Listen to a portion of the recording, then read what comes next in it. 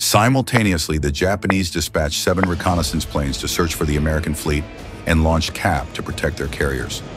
The reconnaissance arrangements were inadequate, with too few planes to cover the vast area and poor weather conditions hampering their efforts. At Midway, American radar detected the first wave of Japanese aircraft around 0550. The alarm was sounded and aircraft scrambled in chaotic defense. The Midway Air Base defense was largely manned by outdated Brewster F-2A Buffaloes. Simultaneously, 6 TBF Avengers and 4 B-26 Marauders, armed with torpedoes, set out to engage the Japanese carriers. As the American fighters engaged, they were outnumbered and outclassed by the superior A-6M-0s. 15 American planes were shot down, 13 F-2As and 2 F-4Fs, with most of the survivors heavily damaged. Japanese losses included 4 Nakajima, B-5Ns and 1 A-6M. By 6:20 a.m., Japanese bombers inflicted severe damage on Midway's military installations, destroying many aircraft on the ground. American anti-aircraft fire was intense, with 11 Japanese planes destroyed, 3 by anti-aircraft guns, 14 heavily damaged, and 29 with varying degrees of damage. Noticing that the island's defending aircraft had taken off, the Japanese commanders decided to launch a second wave to incapacitate Midway's defenses before their landing forces, approaching from the southwest, could land on June 7. Having launched before the Japanese attack, American long-range bombers began their strikes against the Japanese carrier fleet. At 0710, 6 TBF Avengers and 4 B-26 Marauders launched their attack. Japanese Zero fighters with 30 planes on patrol engaged them. The B-26 Marauders targeted Akagi, with Zero fighters engaging the attackers. Despite strong resistance, 3 B-26s managed to launch torpedoes at Akagi. The carrier maneuvered, but some torpedoes missed. 1 B-26 crashed into Akagi's flight deck, causing further chaos. A damaged B-26, possibly out of control or with an incapacitated pilot, nearly crashed into Akagi's bridge where Admiral Nagumo was stationed before crashing into the sea. Following Admiral Yamamoto's orders for Operation MI, Admiral Nagumo had reserved half of his aircraft as a reserve. This included 2 squadrons, one with dive bombers and the other with torpedo bombers, equipped to strike American ships if their positions were discovered. In response to the attacks on Midway and the commander's demands for a renewed strike, Nagumo ordered his reserve aircraft to be re-equipped with conventional bombs for ground targets at 0715.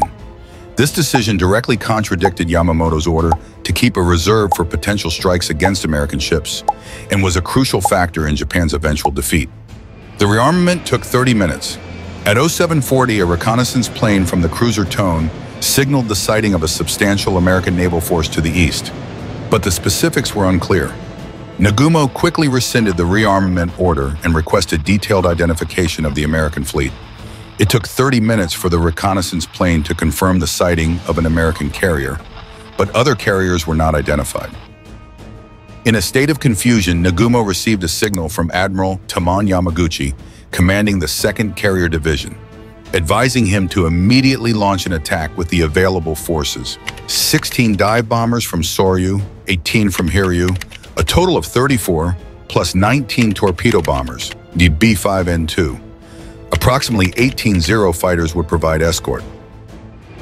Nagumo faced a critical decision. He had a chance to launch an immediate strike with some or all of his reserve aircraft against the American carriers, but had to act quickly, as the Midway attack planes would soon return, running low on fuel and needing to land. The relaunching would take at least 30 to 45 minutes, and some reserve planes would be armed inadequately. Nagumo decided to wait for the Midway attack planes to land before launching a full-scale strike with his properly equipped reserve aircraft. This delay was a critical error. The reconnaissance plane from Tone, the only one with a delay, could have spotted the American fleet 30 minutes earlier, around 0710.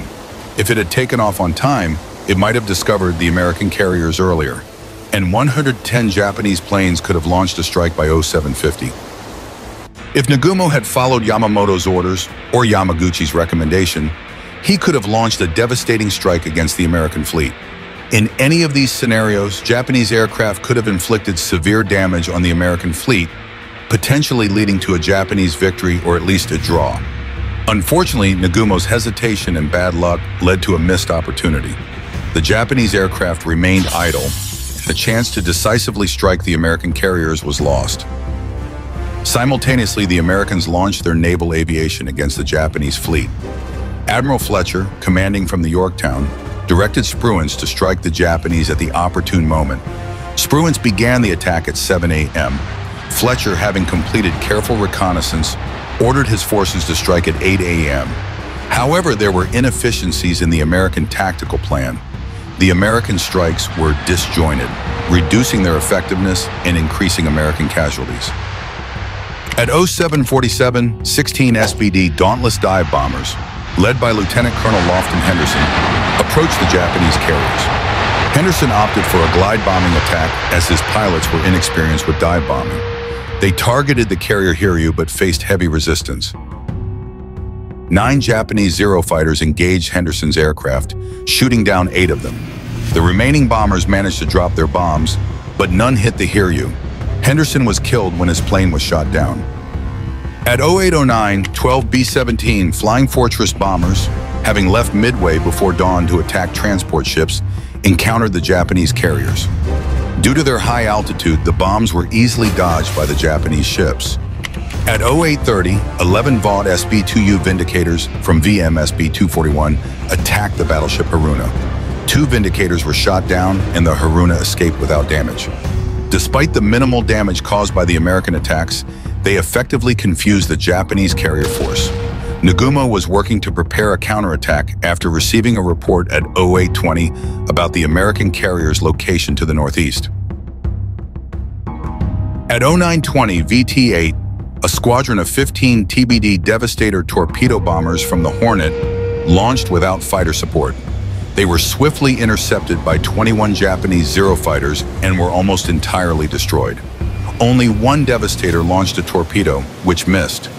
Shortly after, at 9:40, VT-6 from the Enterprise, consisting of 14 Devastators, suffered heavy losses, with 10 of 14 planes shot down. 9 torpedoes were launched but caused no damage.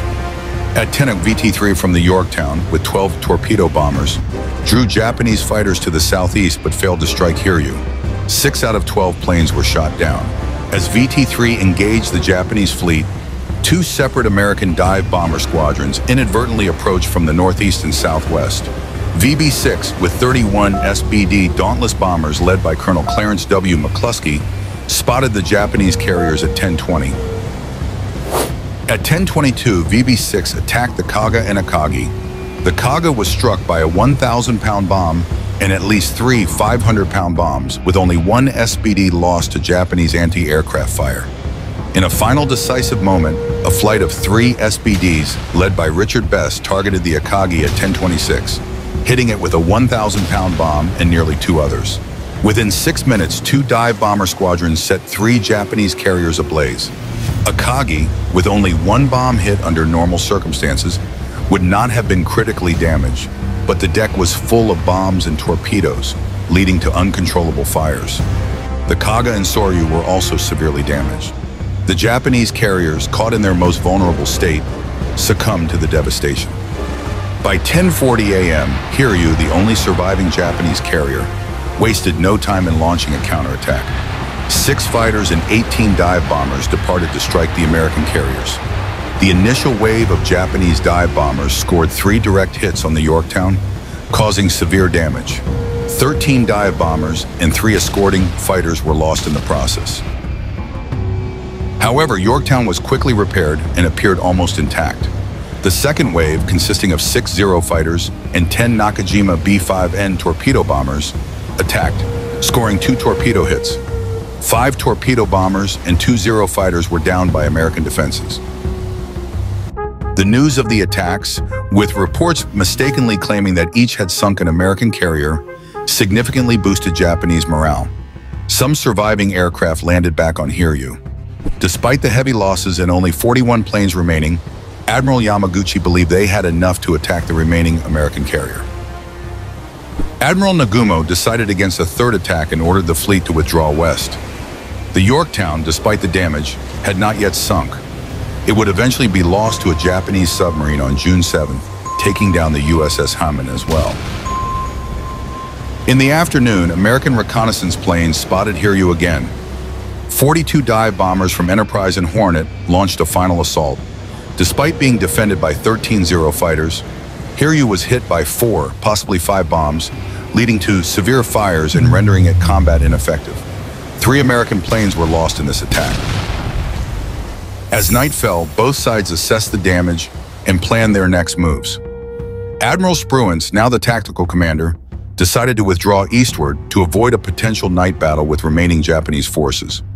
He planned to protect Midway in case of a morning attack. Yamamoto initially decided to continue the search for American carriers. A cruiser force was dispatched to bombard Midway that night. As night wore on without sight of the Americans, Yamamoto ordered a retreat westward at 0230. During the retreat, Japanese forces faced further challenges when the American submarine Tambor forced them to scatter. The cruiser Mogami collided with Mikuma. 2 days later, American aircraft from Midway and Spruance's carriers attacked the retreating Japanese forces, sinking Mikuma. Mogami successfully defended itself and escaped to Japanese bases. With a clear victory secured, the American forces withdrew. The loss of 4 carriers, Kaga, Akagi, Soryu, and Hiryu, and numerous highly trained pilots, halted Japanese expansion in the Pacific.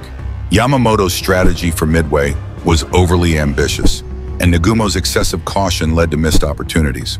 Had Nagumo not hesitated and launched an immediate attack with over 110 aircraft, Japan could have dealt severe blows to the American fleet, potentially securing a victory.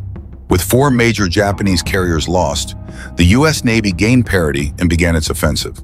The U.S. soon captured Guadalcanal, initiating a grueling campaign in the Solomon Islands, and eventually defeating the elite Japanese naval and air forces by late 1944.